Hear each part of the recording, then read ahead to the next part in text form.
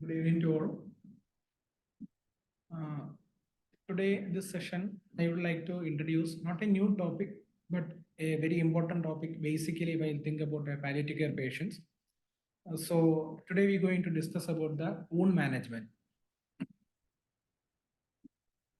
Actually, our human body is totally blessed with our largest organ in our body, it's skin. So normally skin covers our body. Normally it's fully covered and fully sealed. But due to any accidental injury or maybe any surgical procedure, the continuity of the skin is loosened and it will become an injury. Then it will become a wound. So many types of wounds are there, but this type of pressure ulcer and fungating wound, these are the two type of wounds mainly seeing we are going to see in palliative care patients. So what do you mean by pressure ulcer? Actually, pressure ulcer is a localized injury only happening on the superficially on the skin and the underlying tissues in sometimes. Usually it's happening on over a bony prominence area as a result of prolonged unrelieved pressure getting on that area continuously for a time period. Then the pressure sore will develop. So when we think about the pathophysiology, in first picture you can see one patient or one person is lying in a supine position. Now his body is having bone and underlying tissues and covered with the skin. We can consider the bone as a hard part or bony weight area. So when this weight, the bony area is compressing or exerting on pressure for a long time period on the tissue and the skin area. Here, he is lying on the bed only or on the mattress only. So from the mattress on pressure is getting in one direction and from the body, the bony part giving on pressure to another direction. In between the tissue and the skin, muscle, these soft part getting collapse of blood vessels. So that part collapsing of blood vessel, adequate nutrition or oxygen will not get to that tissue area. Then the tissues become ischemic or hypoxia. Then that cells become dead. Then dead cells area you have a tense or have a stress to breakdown of the skin. So actually this one is the pathophysiology. Next slide. So these are all the risk factors, or we can call it as a sum of the causes for the pressure sore or injury. So first one, friction. Friction means in opposite direction, a particle is moving. So example, if one patient is lying in a bed, so we need to change the position or we need to just pull the patient upward in the head end. So when we pulling by using the bed sheet, maybe due to the overweight of the patient, bed sheet only will move, body will be there only on the bed. In between on frictional force is happening. So due to the friction, the skin will peel off. Then shear. Shear is not an exactly like friction, but nearly to that. So in opposite direction, maybe in semi-polar position or head and elevated position, we keeping on patient for a time period. So in that time, maybe in bed sheet, it will be there in one position. The patient body, it will moving to the downward or to the foot and area. Patient will drawn out so that in between the shear inside the skin, inside the area, one shear force will happen. Then according to that, the injury will happen. Then if the patient is paraplegic or maybe one part of the body having no sensory perception, impaired sensory perception, that type of patient, they are all know they need to change the position or need to move the body part because that part is getting continuously pressure. But due to the sensory impaired perception, he cannot or they cannot move the part. Then impaired physical mobility. Already having some mobility issue is there. So he or she cannot move or cannot change the position of that continuous getting pressure getting area. Then if the patient is unconscious or maybe semi-conscious, patient surely it will be in one position. Then fecal and urinary incontinence. Due to the incontinence, continuously the skin getting contact with the fecal matter or the urine, it will cause the easily breakdown of the skin. Then adequate the nutrition and the hydration is needed for a good skin health. So here, if the malnutrition, adequate nutrition is not getting, or in dehydrated cases, the easily the skin will peel off, or the skin health will be very low only. Then excessive body heat, excessive sweating, that time also the skin peeling may will happen. Then advanced age, geriatric population. In old age people, their skin will be very, very thin. So it's very easy to peel off. So in these are all the risk factors, or these are all the conditions. There is a chance for the pressure sore is developing. So these are all the common sites of the pressure ulcer. If the patient is keeping in these are all the position, maybe the position, first one supine position, then lateral position, right or left, lateral position, then continuously in wheelchair bound patient, means continuously more than 8 hours, or sometimes the patient is continuously daytime fully sitting in the wheelchair. Then head and elevated position due to the breathing difficulty, can't lie down. So these are all the positions. Suppose they maintaining for a long time, means some red marks already it's marked on some areas. These areas getting continuous pressure. These are all the areas having the chance to get the pressure sore. So in common locations, in supine position, back of the head, shoulder blade, lower back, then elbow region, that elbow touching on the mattress area, then heel, under the heel area. These are all the area having chance in the supine position. Then side lateral position, ear pinna, shoulder, lateral shoulder region, then lateral aspect of the elbow, hip region, in between the knee, in between the ankles. So these are all the areas. In wheelchair bounded means also shoulder blade region, lower back, hip in mainly the sacral region, and hip in between the handrest and the hip region. So there is a chance to get in continuous getting contact. So there is a chance is there. Then underside and back of the heel on footrest area, their heel area getting continuous pressure and will get the chance for the skin peeling. So these are all the real pictures, mainly in our experience also we have seen. So already we discussed in non position, which are all the areas getting chance to get pressure sore. Pressure prone areas is marking in red. Next. Next.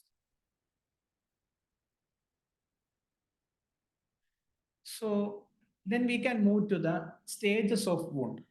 Can anyone tell how many stages are there in the pressure sore? How many stages are there? 3, sir. You can put your answer in chat box also. One answer we got 3. Then any other?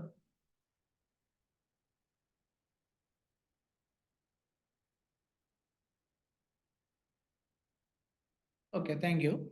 So one answer we got it as a 3. So actually we have total 6 stages are there. Initially it was 5 stage. So one more stage added, updated. So it's stage 1 we can discuss. In stage 1, there is only one color change on the superficial on the skin. No skin will break down, but one color change. Maybe it's red or differently colored spot. It do not blanch with pressure, non-blanchable erythema. This stage we can call it as a non-blanchable erythema. Skin will not break down, only the color change, but have the chance to peel off. Next.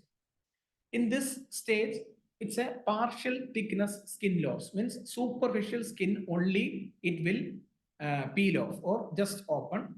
In right side picture, you can see on a blister. This also we can include in the stage 2 because there is a chance is there. It will burst out and it will become a wound. So these are all the stage 2 pressure sore.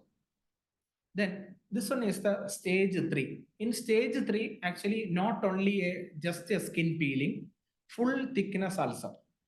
That means muscle, tendon or bone will not expose, but some more thickness depth, in depth the layers, it will affect. So we call it as a full thickness ulcer. Among that, the tunneling also, right side you can see, tunneling means a narrow opening or passage way they can extend in any direction through the soft tissue. So underlying the soft tissue only at any direction, just one tunneling will be there. So we need to assess that in depth by using any swab. We can use it and measure the depth. So this also included in the stage 3. So this one is the stage 4. In stage 4, the bone, tendon, muscles, everything will expose, fully opened. This one is the stage 4. The stage 4 actually, from the stage 1, 2, 3, the proper management is not at all getting, means the wound will worsen and will move on to like the stage 4. So this one is the stage 5 or unstageable wound. Unstageable, why we call it as like means, in this one, first picture and second picture, you can see one black covering will be there. So in left side, first picture, that black covering, we can call it as a eschar. This eschar in some patients, it will be, looks like a protective layer. So some geriatric population person, any patient you are seeing means maybe you already seen this blackish covering or this eschar while touching, we can feel it as like a band, hard, just a band like it will be there. So that means inside no infectious sign is there. The wound is fully covered with the eschar. So it looks like a protective layer. No need to remove or no need to manage anything. Why? Because we need to consider about the age group, due to the geriatric, that type of aged people, and due to the health condition, we can keep it as a protective layer. But right side picture, you can see it is also eschar, but inside infectious sign is there, thick pus, oozing is there, foul smell is there, highly infectious signs are all there. So in this time, we need to manage, we need to remove the eschar, then we can do the management for the steps for healing the wound. So this one is the slough for eschar we need to remove.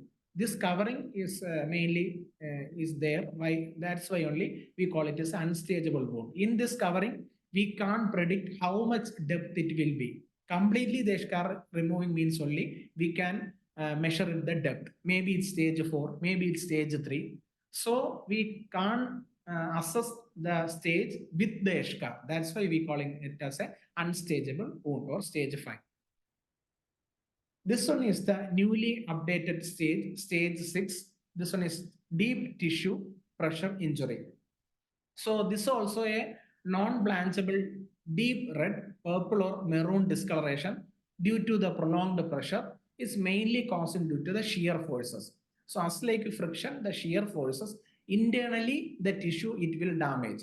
So here the internal tissue is also damaged, but the skin is not at all breakdown. So it may be the due to the affected layer, it may be stage 3 or maybe 4. But outside layer skin not at all open like that only, but totally it's affected and damaged. So this one is a deep tissue pressure injury or stage 6. So while we assessing the wound as a doctor or nurse, we need to assess about the wound and about the patient concern also. First one, assess the pressure points area. So whenever we seeing one bedbound patient or continuously, maybe mainly in bed or mainly in wheelchair patient, which are all the pressure points are getting contact with the bed or with the wheelchair, we need to assess the pressure points. Then if having any wound means if the patient is telling any pain or not, we need to assess. Then assess the location where actually the wound is there. Then we need to measure the wound, its length, depth, width, everything we need to measure. Then we need to mark the stage also. According to the depth or according to the visibility, we need to set the stage. Then any exudate, oozing is there or not, we need to assess. So then assess for the tunneling. In between, I already told in third stage, in some wounds, maybe the tunneling will be there. We need to assess the tunneling direction also. Which clock direction the tunneling is there. We need to assess. Then chart the other finding also. Any foul smell is there or not, exudate color, quantity, and everything we need to chart. Then the management plan also we need to chart in the assessment. Then we moving to the management according to the stage. In first stage, actually the skin is not at all peeled off, just only the color change. We can manage. So we need to teach the caregiver to turn or change the position in between. Then any incontinence means incontinence of urine or any fecal matter is there means need to do the management. Excellent management also needed. Avoid the getting contact with the urine and feces continuously on the skin.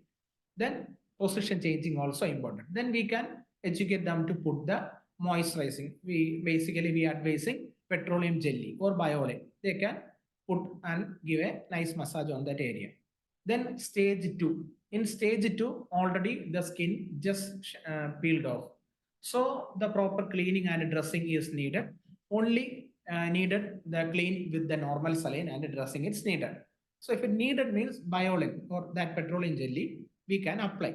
Any antibacterial ointment is needed means also or mucosin or T-bact also they can use. Otherwise, normal saline dressing only it's needed in stage 2. In stage 3, 4, and unstageable, means stage 5. These are all the stages, some more in-depth, the tissues are all affected. So surely maybe there will be the slough or things are there. So we need to remove the slough. As a surgical debridement procedure, we can remove the slough. In unstageable wound means also infected cases by a surgical manner, we can remove step by step the eschar. Or otherwise simple slough also we can remove, it's needed by a surgical means we can do.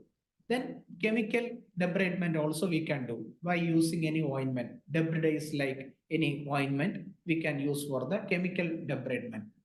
Then the normal that these type of wound also we can clean with the normal saline. Homemade saline also they can use. Then if there is any malodor or foul smell is there means foul smell with the infectious sign is there means they can put metronidazole powder, tablet metronidazole tablet. They can make it as a powder form, mix it in a it will they need to make it as a gel type. They need to mix it in a white petroleum jelly or liquid paraffin. They can use it for the mixing and they can apply on the wound. So it will control or it will help to avoid the foul smell or the malodor. Then any slough is there means as a part of the chemical debridement, we can use the debridase ointment. Then good granulated tissue is there means they can use the mega heal ointment. It will help the good granulation improvement. So whenever the granulated tissue is in depth, that area is fully covered with the granulated tissue. It looks like a superficially that layer that level means they need to stop the mega heal and they can use the plain dressing, or otherwise it will cause the over granulation. Over granulation is also will delay the wound healing. Maybe it's needed for the surgically we need to remove the over granulated area. So whenever the layer is becoming in superficial, then we need to stop the mega heal. Next. So for the foul smell, when wound only we managing with the metronidazole. So in outside we can manage it as a like charcoal pieces. We can keep it as under the bed or corner of the bed. They can keep the charcoal pieces. Actually, it will act as like an antioxidant. It will absorb the malodors, so they can use. Then for the wound cleaning and the dressing, don't use any hydrogen peroxide or betadine like solutions. Hypochlorite solution they need to avoid. They can use only the normal saline is needed for the wound cleaning. Then any for the surgical debridement or any plastic surgery is planning or is needed means they can do the surgery consultation. Then one more thing, negative pressure therapy, that with the help of the suction apparatus, this negative pressure wound therapy is mainly doing in some for the some pressure. So because it will suck the wound in between, so there is a blood supply will improve. the excessive exudates or oozing secretions, everything, it will easily collect by the suction apparatus. So this negative pressure therapy also, in some cases, they using for the wound healing purpose. So in between, I already told we can use the normal saline for the wound cleaning. So here the homemade saline they can use, and dressing pad and dressing items they can prepare in their home setting only. For the normal saline preparation, in 500 ml of water, add 1 teaspoon of salt. Mix it and they can boil and cool it, and they can keep it in a covered container. Then they can use it, this solution, for the wound cleaning. Then actually, the wound is not at all a sterile wound. It's a pressure sore only. It's not at all sterile. So the homemade saline also, it will be in the clean form only, not as a sterile saline. So then gauze or the dressing pad, they can make it as like, take all the cotton saris or dhotis, all the cotton material they can take, cut them into square pieces. They can steam then half or to 1 hour in idli cooker. They can put it as a, they can steam it. Then they can apply the Vaseline or liquid paraffin. They can apply in between the gauze, this cotton piece. Then they can use it for the wound dressing. So these are all the some homemade preparation for the saline and the dressing materials for the wound dressing. So first of all, we need to prevent the pressure sore. Then whenever we seeing the pressure sore, according to the stage, we will manage the wound, we will do the dressing. So whenever we seeing or whenever we consulting on mainly in bed or bed-bound patient means, we need to do the steps for the prevention of pressure sore. First one is the advice we need to give it as a position changing. Every 2 to 3 hours, mainly we saying every 2 hourly, they need to change the position, mainly for the bed-bound patient. So if the patient is mainly in the wheelchair bound patient means every 15 to 20 minutes, they need to change the position. So how they will change the position every 15 to 20 minutes? In sitting position only. Example, one paraplegic patient is mainly sitting in the wheelchair or maybe in the chair for a long time. So they are having the upper body strength. So in every 20 minutes or every 15 to 20 minutes, they can put their hand on the handrest of the wheelchair, then apply on pressure. Then with the help of the pressure by the hand, they can just upward their body, just push their body upward. Then they can count 1, 2, 3, 4, like that they can count. That time itself, they need to hold their body in their hand on the handrest of the wheelchair. So that time, the wherever the pressure prone areas is continuously already got contact with the wheelchair, in this time period, it will free from the pressure. So it will relieve the pressure on that areas. Then manage incontinence. Manage incontinence means if the patient is having urinary incontinence means, for the urinary incontinence, first management is not at all maybe the Foley's catheterization. If it is needed means any urology consultation or maybe according to the opinion of the urologist, do the management. First, if maybe we know about the history and everything we already know, only the catheterization is only the management means we can do. So according to the situation, manage the incontinence. We need to avoid getting contact with the urine with the skin. Then special surfaces. Special surfaces means air mattress, water mattress, pillows or cushions. These are all the comfortable devices or some supporting devices they can use. But one thing they need to keep in mind, in air mattress or water mattress, whichever the medium they are using for reducing the pressure, even in that itself, they need to change the position.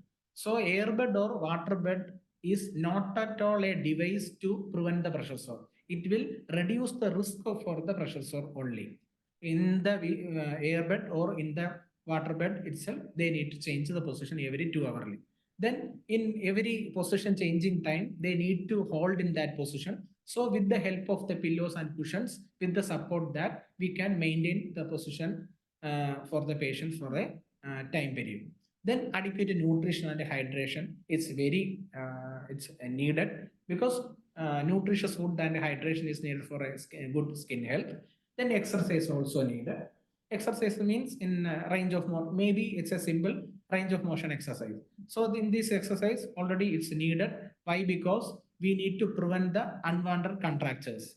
So muscle contractions we can prevent due to the exercise. Good blood supply, will get on the all the area. Then massage body as a part of the back care, or as a part of the total care. We can massage the body parts with the liquid paraffin or with the petroleum jelly or biolin. Then in that prevention of pressure sore, on important point, whenever we making the bed for for these type of patient, it will be it should be wrinkle free bed. So in if the patient is lying for a long period in a wrinkle bed, means it will cause the shear force of injury. So wrinkle free bed need to be provided for this patient. Then proper nail care also is needed. With the nail, if the patient is lying, means due to the dryness of the skin, patient will feel the itchy, and they will scratch with using the nail. So it will cause the skin peeling or breaking, and it will lead to the injury and the wound. So this one is the actually discuss the thing only in short form, the prevention steps or prevention technique. We will call it as a SSKIN. First is a supporting surface only for a pressure relieving. Make sure the patient get pressure relief on proper supporting surface. Then second one is the skin inspection. We need to assess the skin. Then keep moving, position changing. Then manage the incontinence or moisture control. Then nutrition. This one is the prevention tip SSKIN. So in this type of patient, we need to prevent the pressure sore, or maybe even if the patient is having the pressure sore, we need to manage the pressure sore with the proper dressing. So we need to engage the patient and the family. First of all, we need to involve the patient and the family in the pressure ulcer prevention. In between the position change, everything they need to do. So that thing we need the cooperation from the patient, and we need to get support to the patient from the family also. So they need to involve. Then develop a contract of care. Contract of care means which are all the things we educate to the caregiver. In that the sense itself, caregiver need to do for the patient. Then patient need to accept and patient need to cooperate with the caregiver. So this one is the contract care. So with the development of a contract of care, we can prevent the pressure sore, or maybe in the pressure sore means we can prevent the risk factors for the pressure sore, and we can manage the pressure sore. Then what we can do, we do together to prevent pressure ulcer. That thing we need to clearly explain to the caregiver and the to the patient. Then patient information leaflets as a part of the health education. This one is an example for the leaflet. This is actually in our language, Malayalam language, it's already prepared. So in this leaflet, we including in which are all the position the patient in continuously in one position, which are all the comfortable devices, means cushions or pillows, in where all in whichever the areas of the body parts need to place for getting adequate support for the patient. So every 2 hourly, from the supine to the left lateral to the right lateral, in this position, whichever the area need to place the pillow or cushion. That thing we explaining in this leaflet is in a Malayalam language. These type of leaflets you can use it for the as a part of the health education, mainly for the caregiver and the patient.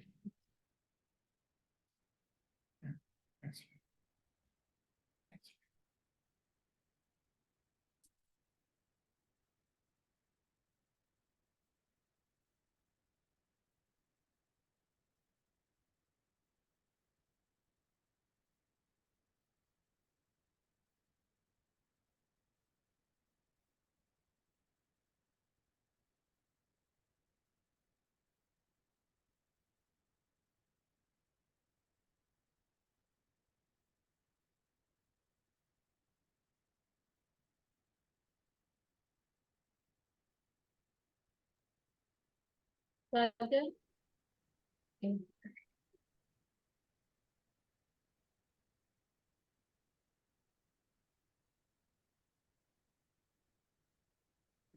Actually, we can see on video and then we can continue our topic.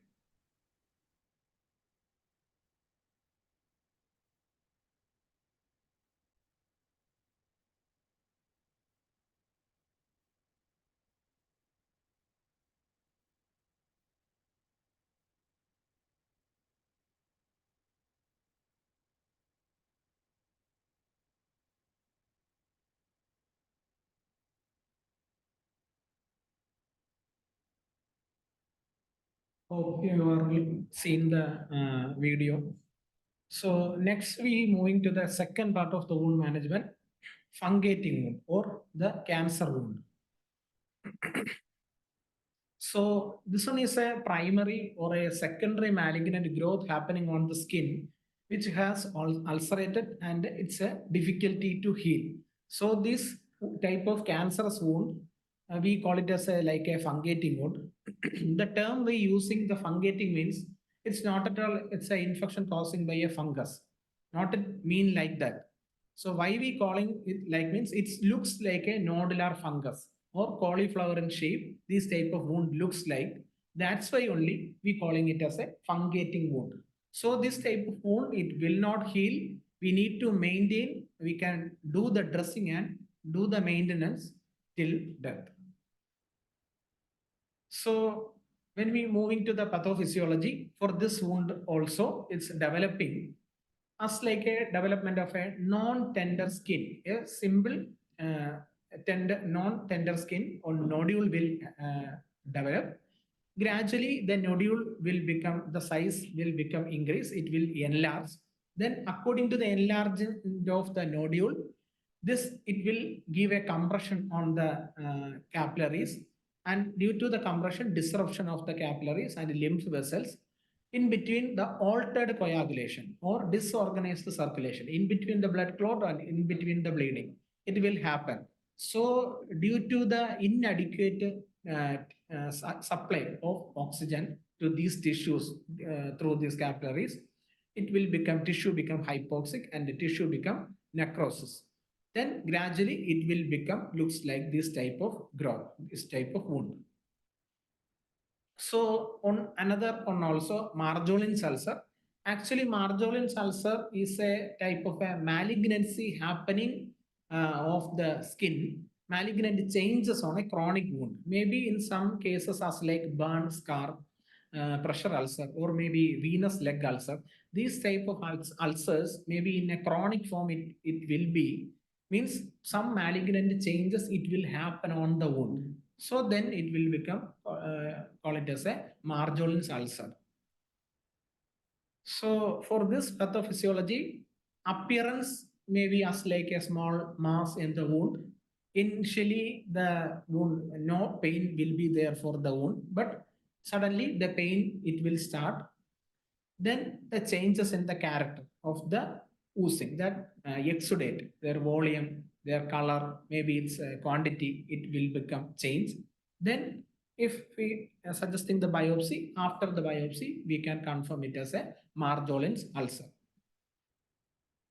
So this type of cancerous wound actually affecting, totally it will affect all aspects of the problem, as like physical, psychosocial, so psychological, social, and spiritual.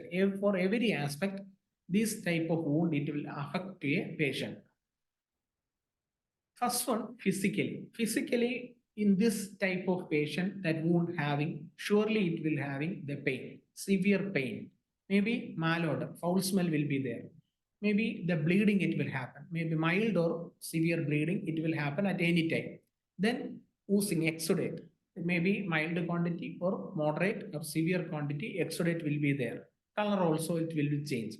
Then continuously this type of exudate is getting contact with the nearby skin of the wound or surrounding area of the wound, mean it will cause the itching. Continuous itching will happen. Then if the wound is not at all covered, if proper covering is not there, means the flies, will be there and it will cause the maggots also.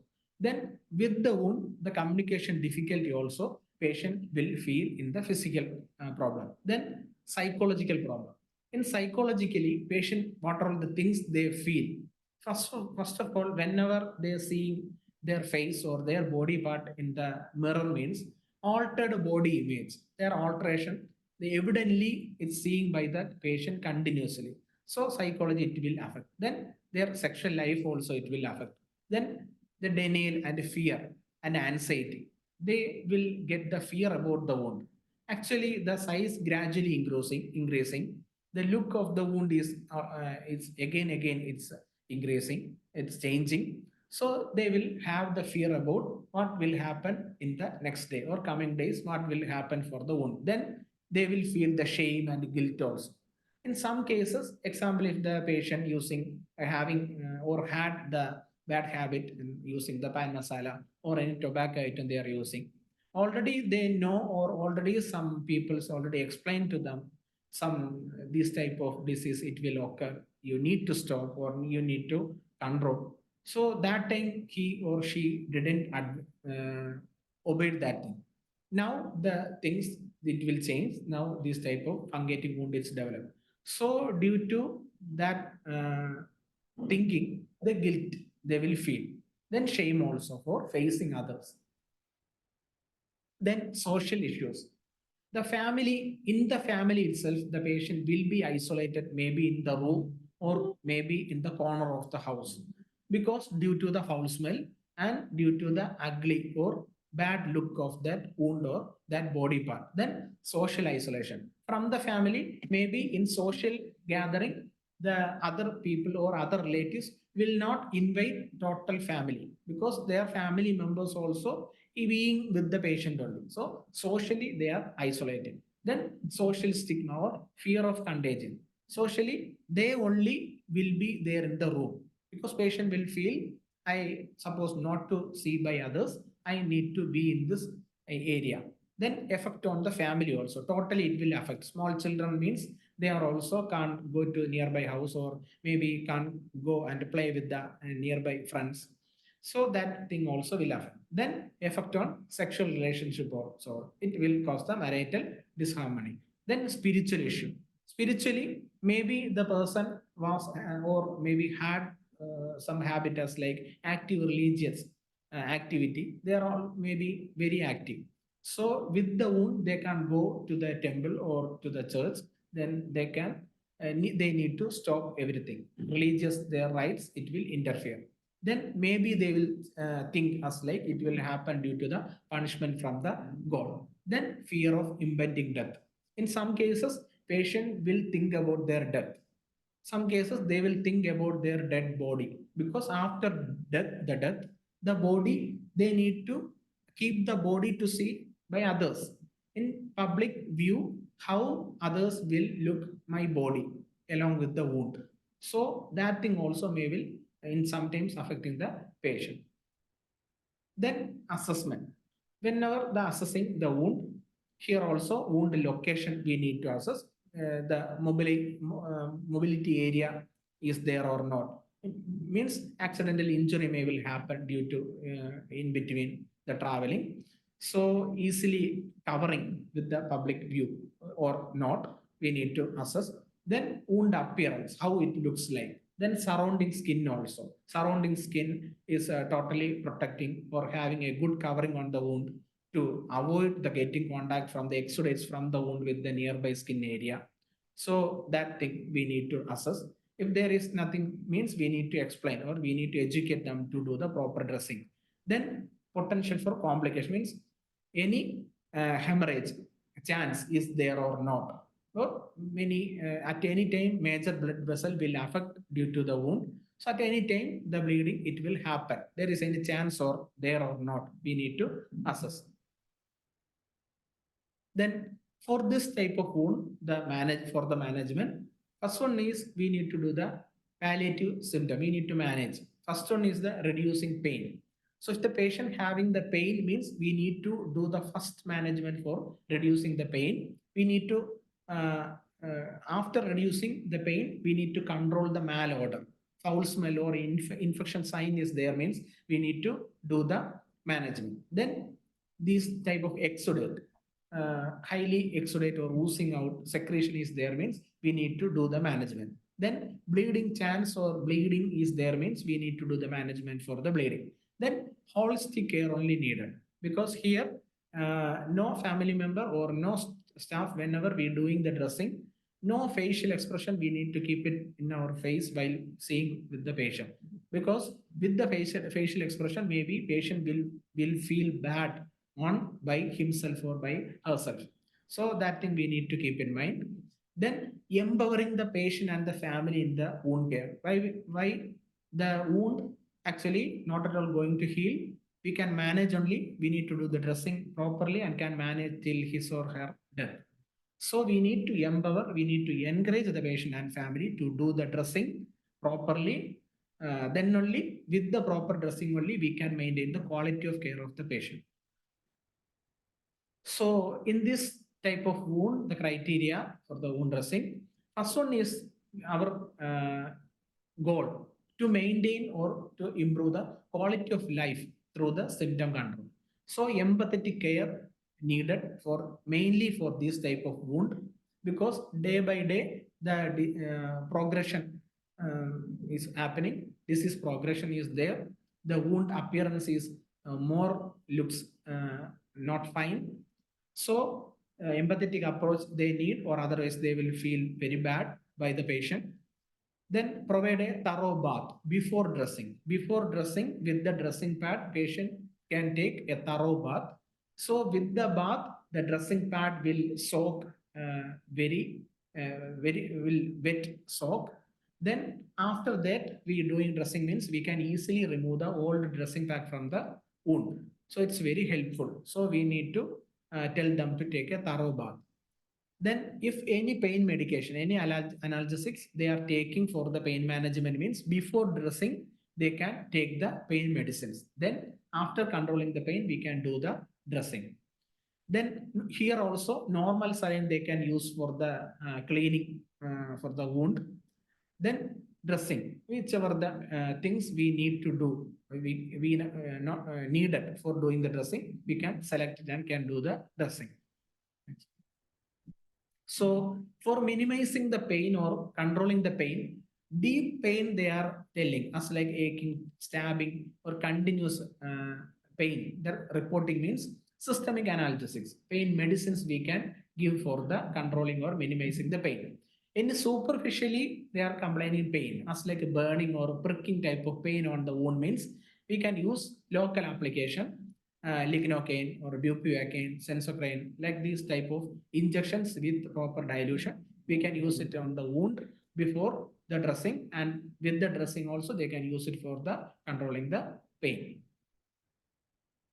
Then for avoiding or controlling malodor, for controlling the foul smell, here also daily cleaning and dressing, proper frequent dressing change need to do. Here also tab metronidazole crushed form or injection metronidazole, you can use it for controlling the malodor. Then injection metronidazole also they can use it for irrigation. Then nebulization also we can give with the help of the metronidazole injection. Why? Because this type of fungating wound looks like in between some foldings, in between maybe pocket type of some gaps are there. So this time we suppose using the artery forceps and the gauze pieces and for scrubbing the wound for total or proper cleaning means due to the scrubbing it will cause the bleeding on the wound. So these type of wound we can clean by using as like a just soft touch, means just only press with a mild pressure, not as like a scrub. So here like that only we can clean the wound. So in this time in between the gaps we cannot clean by using the artery forceps. So if we using the injection metronidazole in the for the giving nebulization means the fumes it will go inside in between the gaps and foldings, and it will help for avoiding the malodor, or it will help to reduce or control the infectious signs. Then systemic antibiotics also is needed means they can use it for controlling the malodor. Then frequent changing of dressing. It will we cannot say it as like a BD or OD or TDS. In various patients, it frequency will vary. The oozing is very much means they need to change the dressing maybe 5 times per day. According to the situation, they need to change the dressing. Then here also no hydrogen peroxide or no betadine, they can use it for the dressing. Why? Because hydrogen peroxide and betadine, it will affect the wound tissues. It will not help. So only the normal saline, they can use it for the wound cleaning and the dressing. So next one is the bleeding. So bleeding here also, first of all, we need to do the steps for the prevention. So how we can prevent the bleeding? So proper soaking with the NS or after the bath, thoroughly soak the wound. Then only we can remove the old dressing pad. Or otherwise it will cause the bleeding on the wound. So that thing we need to keep in mind. Then if suppose some mild bleeding is happening means also, we can apply a local pressure on that area and control the bleeding. Then along with that, any bleed for the control of the bleeding or bleeding management, we can use it for the sucralfate powder form. We can use it after mixing it with the liquid paraffin or petroleum jelly. We can use it for mixing and we can apply. Then systemic ethamsulate or tranexamic acid injection, we can use it. If any need for the palliative radiation for controlling bleeding also, according to the situation, we can suggest for the radiotherapy. At last, in some cases, we cannot control the bleeding. It will happen as a profuse bleeding. So at any time, the bleeding we can expect. So family members keep on a dark colored cloth, proper adequate dark colored cloth also they need to keep it in nearby. At any time the bleeding it will happen. Step by step we need to explain everything to the caregiver also. Caregiver need to prepare their mind and the setting also to manage the bleeding. Otherwise in light colored dress the bleeding happening means it will become panic for the family members. They can't manage or otherwise they will take the patient in that situation to the hospital. So unwanted shift into the hospital, it will not going to help the patient. It will make some more difficulty to the patient. So that thing we need to avoid. So here also some role is there, but sometimes it's not at all needed. Role of cancer therapy, radiotherapy, or any cytotoxic chemotherapy, medicines, hormonal therapy, surgery. These are all the things can do, but mainly in palliative care as a part of the holistic approach, as a part of the palliative care. Maybe these are all the things we not at all needed to suggest. So this one is the maggots. It's a very worsened condition happening mainly in these type of wound. So proper covering or proper dressing or proper changing or frequent changing of dressing is not only needed for this type of wound.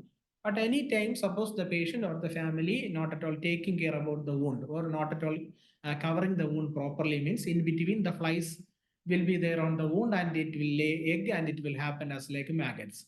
So here the management we can do, we need to prevent this type of situation. Proper environmental hygiene and personal hygiene also they need to maintain and proper covering is needed. Then the maggots is seen means we can do the management as like using the turpentine oil. So this turpentine oil we cannot use directly or we cannot pour directly on the wound. Just soak it in a gauze piece and just place nearby the opening of the wound. So due to the smell of the turpentine oil, the maggots it will come out. So step by step, in a single shot itself, we cannot remove the complete maggots. Step by step, we can remove the maggots. Before removing the maggots, keep it ready, the hot water in the kidney tray. So whenever we taking the maggots, put it in the kidney tray and count it. Gradually is reducing or not, we need to assess. Then cover after the changing, the removing the maggots, we need to cover the wound properly. So this slide itself is going to end. Thank you. Thank you, Sajan, for the wonderful session. Anybody have any doubts on this? Please ask. Hope I am audible. Yes, ma'am. Ma'am एक question है मेरा। Yes. Ma'am जैसे sir ने बताया wound के बारे में, तो वूंड में अगर साइनस बन जाता है तो उसका क्या सिम्टम्स होगा, उसका क्या मैनेजमेंट हम करें? भाई वूंड में साइनस अगर बन जाए उनके साथ। Sinus, right? You are asking about tunneling. हाँ, yes ma'am. Sajan, you want to answer? Ma'am, thank you for your question. Actually, this is not a sinus, it's a tunneling. In between, maybe it's happening on the third stage or the fourth stage, the tunneling, it will happen. At any clockwise direction, the tunneling, it will happen. So in our setting also for some patients, this type of tunneling, it's happening. So after the plastic surgery consultation, according to the plastic surgeon opinion or according to his advice, we will do the management. We will do the package dressing as like gauze pieces, soak it with the betadine, maybe betadine diluted form of betadine soak with in the gauze piece, and we will plug it. Not it's just a too tight in loose form. We just pack it with the gauze pieces. So it will help to soak the collection of exudate from that or collection of oozing from that tunneling. So that thing we can do along with the dressing. Thank you, Sajan. So regarding the tunneling, so I think you can add metronidazole powders also in that things. No, when you take betadine, powder iodine solution, you can put some one tablet powdered for metronidazole also put into it, and then you can mix with that solution. You can use for soaking. Because the metronidazole will help to reduce the malodor, because the drug of choice of controlling anaerobic bacterial infection is metronidazole. So that will help to control the malodor, and also will try to prevent the infection also. But as Sajan said earlier, not too tight packing. So only we need to pack that area with the diluted powder iodine solution and metronidazole. So that time that area will get healed. Okay.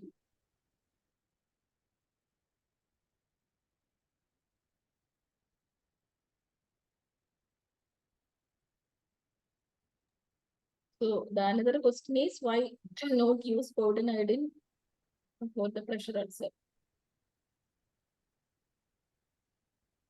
Sajan, you want to answer? So actually, in pressure sore at any stage itself, our main role is to increase the granulation tissue. So this type of continuously, if we using the powdered iodine or beta we using means it will damage the granulated tissue. That's why only we telling plain NS only needed for the cleaning purpose, and for the granulation purpose, mega heal they can use after getting the granulated tissue on the skin layer. That level itself means we can start the plain dressing. Then gradual wound healing only it's needed. Granulation is already over.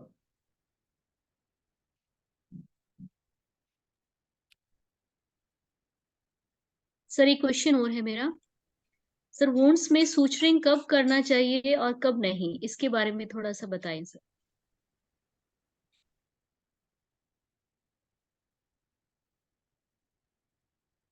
Ma'am, can you repeat? Sir मेरा question है कि जो wound है उसमें हमें suturing कब करना चाहिए और कब नहीं करना चाहिए, इसके बारे में थोड़ा सा बताएं sir. Can anyone please translate the question? Ma'am, when we suture a wound or when we are not suture a wound? Actually, this question is truly leading to the plastic surgeon. So actually, we already discussed about the stages of the wound. Normally, these are all the stages we can do the management or do the dressing by using some ointments and some steps of dressing, or some maybe any debridement procedure in between needed means we can do. So normal granulation we can improve in these type of wound. But in some cases, the plastic surgery only helpful for the closing of the wound, or otherwise for the wound healing, a long time is needed. So for the minimal type of wound, the plastic surgery needed, and according to the plastic surgeon opinion or on his idea only, the suturing it will happen. That decision truly going to the plastic surgeon hand only. Thank you, ma'am. Thank you, sir. Thank you. Yeah, one more thing, because if the patient is health condition, if the health status is okay, then only you have to think about the plastic surgeon opinion. If the patient is deteriorating, then you can leave that, and so that is the criteria. If the patient's health status is okay, then you can think about the plastic surgery. And if there is a plastic surgery, is maybe surgeon will tell you like, okay, we can do this plastic surgery, then you can do that kind of things. Even then also you have to train the patient in prone position, and also that like stage 4 or stage 3 pressure ulcer, sometimes the plastic surgery will help. So like that povidone concentrated solutions like povidone and hydrogen peroxide will destroy the granulation tissues. If there is the granulation tissues there, you don't use this kind of concentrated solution. If you want to use povidone solution, make a diluted form and then you can use. Otherwise, the granulation tissues will destroy. So that already Sajan told you, but always you have to keep it in mind. Any other questions?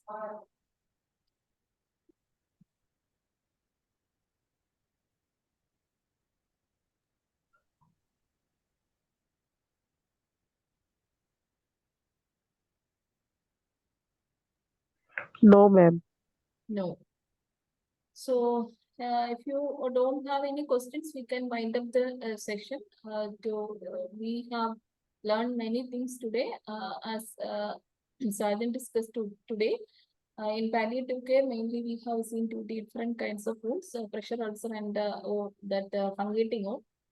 So we know the major difference between the pressure ulcer and fungating wound is pressure ulcer most of the time preventable and curable. Fungating wound or a cancer wound not preventable and not curable. So that is the major difference between these 2 ulcers. So when we take care of these kind of wounds, we have to empower the caregivers. We have to educate the caregivers for preventing pressure ulcer as well as caring of the wound. So because that is very, very maybe difficult for them. So we all nurses, we are the health professional, we can able to do the dressing and all, but for a layman, so they are not capable to do these kind of dressings. We need to empower them, we need to educate them, motivate them. Okay, so then only we can do something for the patients. And one more thing, you have to keep it in mind. That without their help, we can't do anything. Okay, so within the hospital, doctors, nurses, or health professionals are there for take care of the patients. But when they go home, the caregiver is the person to take care of the patient. So we need to respect the caregivers, and we need an empathetic mind to treat them. And also we have to handle the situations later. We already learned the communication skills and all. So we need to give a proper communication, so that we can able to connect maintain a good nurse patient relationship, and we can able, then if you maintain a good nurse patient relationship, definitely we can they can able to connect with you. If they have any doubts, they will directly ask you. They will try to clarify their doubts then and there. So that is also important. Coming to the fungating wound, this is non-curable ulcer. That is also very, very important, because this patient need a total care. Every patients need a total care, but especially in cancer patients, cancer wound patients need a special care, because nobody is willing to take care of this kind of wounds. And nobody is willing to take care of this kind of patients also. So maybe leads to misconception of disease and all. These kind of the things inside their mind all the time. So what you can do is, if possible, you can do the individual assessment. If you do the individual assessment, definitely they will tell you the truth. in front of the caregivers, they usually hide the truth. Okay, so if possible, you can do the individual assessment and always try to prevent the maggots formation because they don't know how does maggots come. So we all know how the maggots will come through house flies. Okay, so you have to tell them how to maggots come, how they keep the wound all the time. They have to cover the wound all the time. So otherwise, the housefly will lay the eggs and then come out with maggots. That important things you have to tell them. Okay. So these all minds you have to these all things you have to keep it in mind. And the for the maggots management, as Sajan said earlier, you can use turpentine oil, but not pour directly. You can soak with the hospice and keep close to the wound so that the maggots will come out, so you can able to remove it. The physical removal is the only way to remove maggots. Don't follow maggots. If you follow maggots, your artery forces will rupture the blood vessels. So don't follow maggots. When they come out, you can take it out. Okay. The documentation is also very, very important. Our aim is to improve the quality of life of the patient through symptom control. So whatever symptom there, try to reduce their symptoms so that we can able to improve the quality of life of the patient and their family. Okay. Thank you. Ashley, we can wind up. Thank you, ma'am. Thank you, sir, for the wonderful session. And thank you all for joining the session, and see you all in the next session. Thank you once again. Thank you, ma'am. Thank you.